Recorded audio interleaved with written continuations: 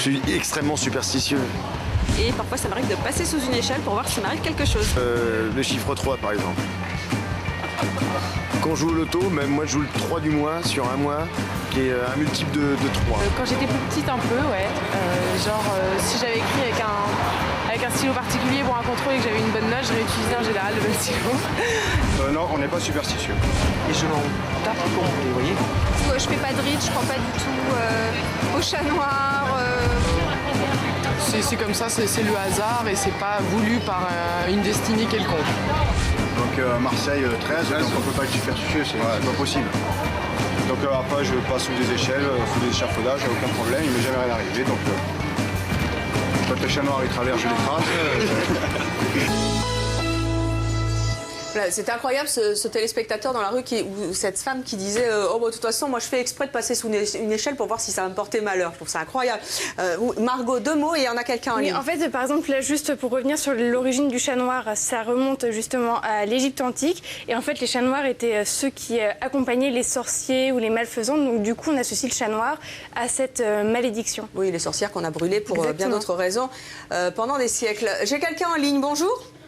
Bonjour. Comment vous appelez-vous? Alors, je m'appelle Nicole. Bonjour à tout le monde. Bonjour Nicole. Oui. On est vendredi 13, vous allez jouer à un jeu, vous allez consulter les astres? Pas du tout. D'abord, je ne suis pas joueuse. Oui. Je ne consulte jamais les astres et je ne crois pas du tout à toutes les arts divinatoires. Pourquoi? Parce que c'est, disons,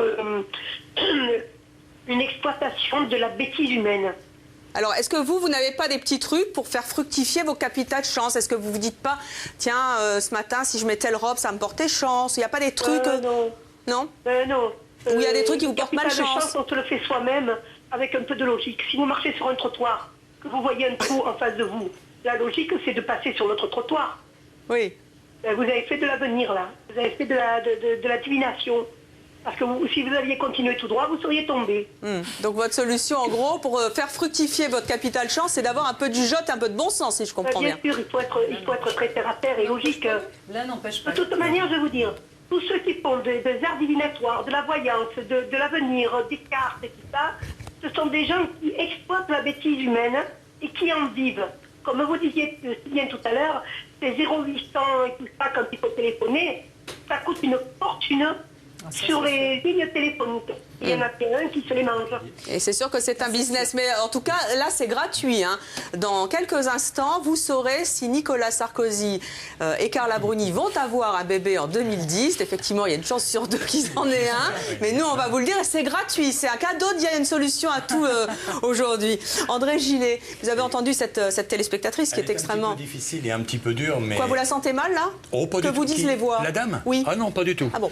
Je ne me permettrai pas de juger cette personne. Cette personne, elle a son optique, son opinion, c'est son chemin. Peut-être son expérience. Son expérience à elle. Oui. Et pourquoi la connotation de hasard? Pour moi, il y a une phrase qu'on en parlait tout à l'heure, une phrase très belle qui est pas de moi, c'est le hasard, c'est le chemin que Dieu emprunte pour voyager incognito.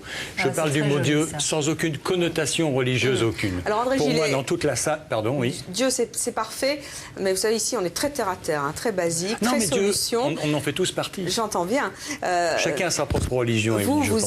Vous parlez aux morts. J'aime pas le mot. Enfin, en tout cas, excusez-moi. Aux entités.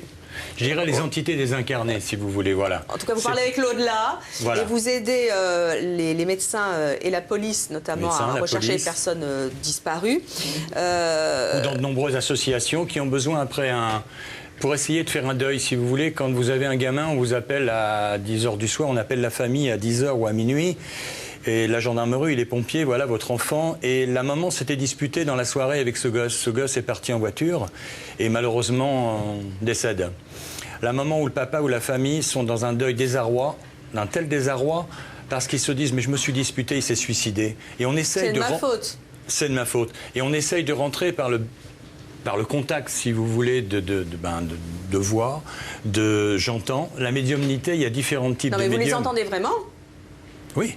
Bah, je les entends comme je vous entends. Mais moi, je suis vivante pour l'instant. Le masque, il n'a pas porté l'œil encore. Non, mais il ne portera pas. Il a fait du très très bon boulot et voilà. Non mais attendez, moi je voudrais vous aidez les gens en deuil, ok. Oui. Mais j'essaye. J'essaye de les aider. Vous rencontrez donc beaucoup de personnes et votre expérience vous fait dire que quand vous voyez des choses, elles se produisent. Il y a par exemple une anecdote que j'ai notée quand les journalistes vous ont interrogé, qui est celle de l'accident de moto. Je voudrais que vous nous le raconteriez. J'ai eu cette opportunité, comme de beaucoup de monde, de personnes, de rencontrer mon anima, c'est-à-dire mon double. Et avec cette personne, on a fait un petit bout de chemin ensemble. Il s'avère que c'est une très très grande médium. Et elle avait, si vous voulez, je vais aller faire très très court, elle avait une fille amoureuse, voilà, et très bonne médium. Elle lui dit à son gendre, son futur gendre, tu démontes cette moto, il va t'arriver un accident. Et ça, on était le 13 juillet 92, je crois. 13 juillet 92, lui, en ayant confiance et foi en ce que lui disait sa future belle-mère, il a démonté sa moto, mis en pièces détachées, dans le garage, il touche pas là. Comme tout couple d'amoureux qui va se marier, besoin de sous, besoin d'argent, il dit, je vais la remonter et je vais la vendre. Et il la vend ? Il a voulu la vendre, mais avant de la vendre, il l'a remontée, puis il a dit, je vais l'essayer. Il a fait 400 mètres. Il est tombé dans un trou. Il est mort. Il est mort. Alors c'est une histoire tragique. Le 14, un an, jour pour jour. C'est pour ça, tout à l'heure, je vous parlais, il faut faire... Attendez, moi je voudrais qu'on reste sur cette anecdote, parce que Florent Martin, quand on entend ça, évidemment, on a envie de dire, mais c'est incroyable, on a envie d'y croire, on a envie d'écouter, on a envie d'aller vous voir pour savoir effectivement si moi je ne vais pas me casser la figure en sortant. Qu'est-ce que vous répondez, vous, à ça ? Des événements incroyables, ils s'en passent tous les jours. En fait. Mourir d'un accident de moto également. Voilà. On peut choisir de les regarder, on peut choisir d'essayer d'y mettre du sens ou pas. Certaines personnes le font, d'autres s'abstiennent de le faire. On est dans la croyance vraiment absolue. Mais là, c'est incroyable. Un an avant, on lui dit démonte ta moto, il ne la remonte pas, il la remonte, il se tue. Et s'il ne s'était pas tué, on ne serait pas en train d'en parler, par exemple. Clair. Ça fait partie du destin. Voilà. C'était le destin de ce jeune homme. Et quand on parle d'un autre sujet, si vous voulez, que là, actuellement, il y a un ex-ministre qui est encore en fonction, qui, par, je dirais, l'aide de là-haut, pour moi j'appelle ça là-haut, c'est une vibration autre, a empêché une explosion. Je pense que ça mérite tout au moins le... Attendez, là, de quoi vous êtes en train de me parler? D'un ancien ministre, d'un ministre qui est encore en fonction? Oui. Vous parlez avec l'au-delà? C'est qui? C'est quoi? C'est quelqu'un qui m'a aidé, si vous voulez, quand j'ai eu, si vous voulez, une sorte d'information comme ça, qu'il y avait un engin explosif qui allait péter dans un endroit. Où? En France? En France, oui. Et cette personne, je l'ai appelé, il m'a dit, écoute André, tu sais ce que ça implique, le GIGN, enfin la totale et tout un tas de trucs. Il m'a dit, bon, je te fais confiance parce que j'avais un grand-père radiesthésiste, un arrière-grand-père anesthésiste, je te fais confiance, je te suis. Et on a évité une bombe. Si je n'avais pas... C'est quand même fou que, je veux dire, que l'État, que le GIGN, que des ministres vous fassent... moi je ne veux pas prendre position, mais vous fassent à ce point confiance. Alors effectivement, on peut toujours tester. Le nombre d'hommes politiques, c'est connu, qui consultent des grandes voyantes, ou des astrologues, ou des... En fait, moi j'ai eu la chance de... Je suis rentré en contact avec quelqu'un qui s'appelle Jean-Louis Crozier, à travers l'Observatoire zététique. Et donc vous le connaissez très certainement, parce que c'est un peu le pape de la radiesthésie en France. Enfin, c'était, parce que malheureusement, avant qu'on ait eu le temps de faire une expérience ensemble, il est décédé. Et donc lui, il était commissionné souvent par les tribunaux notamment pour faire de la recherche de personnes disparues.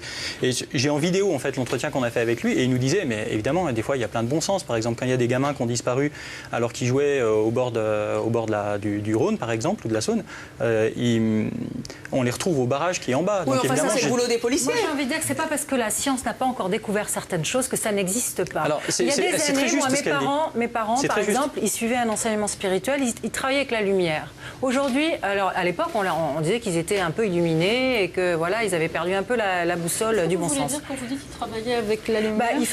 Ils pratiquaient déjà un yoga de la lumière avec les 7 couleurs.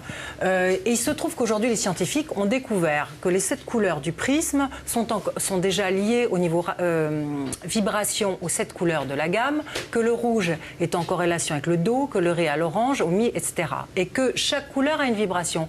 Et on parle de chromothérapie. Oui. On peut soigner avec les couleurs. Donc, il y a des choses que l'on ne maîtrise pas. Je veux dire, les 7 couleurs, on ne les voit pas. La lumière, elle est blanche. Pourtant, ça existe.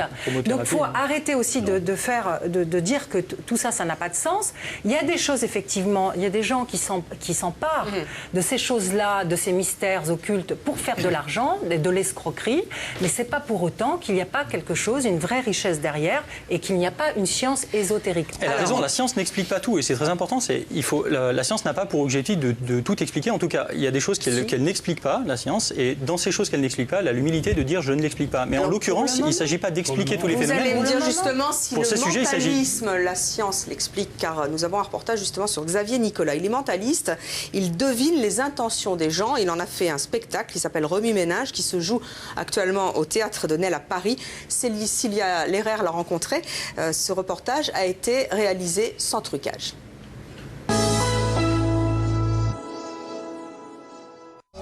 Paranormal, extra-lucide, sixième sens, des phénomènes inexplicables et pourtant, certains en font leur business. Xavier Nicolas, lui, en a fait un spectacle. Il est mentaliste à Paris.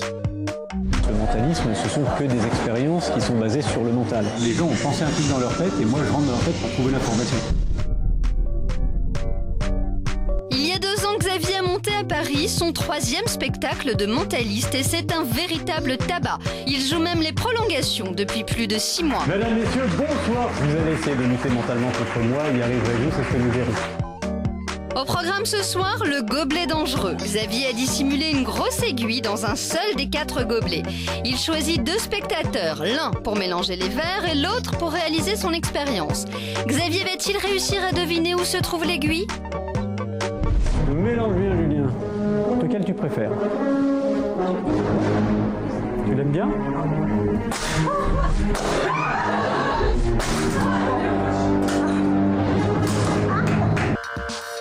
Alors, télépathie ou escroquerie, pour le savoir, nous avons demandé à Xavier de tenter une expérience dans un café. Pour la première fois, il va expérimenter ses talents de mentaliste en dehors de son spectacle. On va juste prendre une cliente qu'on va aller chercher, que je ne connais pas encore. On va lui demander juste de passer une commande d'une boisson. Je vais essayer de déceler parmi les 5 boissons qui auront été amenées, laquelle était choisie par la cliente. Bonjour, je prends un expresso s'il vous plaît. Un expresso. Donc maintenant, moi, je vais juste essayer de retrouver ce que vous avez pu commander. Je ne sais pas si vous y croyez ou pas, mais en fait, on est en permanence en train d'envoyer des informations aux autres. Et en fait, en regardant les gens, on arrive à savoir un peu à quoi ils pensent. Après avoir observé la cliente pendant plusieurs minutes, la commande arrive. Pour Xavier, c'est l'instant de vérité. Je pense pas que ça soit ça. Je ne pense pas que vous ayez pris ça. Je pense que c'est un café que vous avez pris. Ouais, c'est impressionnant. Xavier est satisfait du résultat. Pour lui, dans n'importe quel contexte, il est capable de savoir ce que pensent les gens. Le côté qui est vraiment très intéressant, je trouve, c'est de montrer qu'on peut réellement avoir une influence sur les gens. Florent Martin, on peut rentrer dans l'esprit des gens comme ça? Alors, pour avoir discuté avec lui, je sais qu'il est d'une honnêteté intellectuelle absolue. C'est-à-dire, il ne faut pas confondre ce qui relève il n'essaye pas de faire passer des vessies pour des lanternes. Il est très clair sur la nature de son talent. Son talent, en fait, il vient de ce que la psychologie sociale nous a appris, c'est en gros 60 dernières années. Des Mais là, comment il fait ? C'est des choses comme la validation subjective. Alors il y a un peu de magie derrière, des fois avec des forçages, mais là c'est pas le cas en fait. Mais il y a des manières de lire ou de présenter des informations. Je vous invite à regarder quelques mots-clés comme par exemple effet Barnum, validation subjective, prédiction autoréalisatrice, ce genre de choses. J'y comprends rien du tout. Mais en fait, il a un esprit de déduction et il arrive à trouver des trucs. Il n'explique pas que c'est surnaturel. Hein. À aucun moment il dit que c'est surnaturel. Et il arrive à des résultats qui sont bluffants. Alors dans quelques instants, d'autres résultats bluffants et des solutions bluffantes. Justement, comment provoquer votre chance en consultant des arts divinatoires, les astres, on en parle dans quelques instants, avec notamment Didier Gutmann et le Yiking, et puis également André Gillet qui nous dira si Carla Bruni et Nicolas Sarkozy vont avoir un bébé en 2010. Je n'ai oublié personne, on se retrouve dans quelques instants, juste après la pause.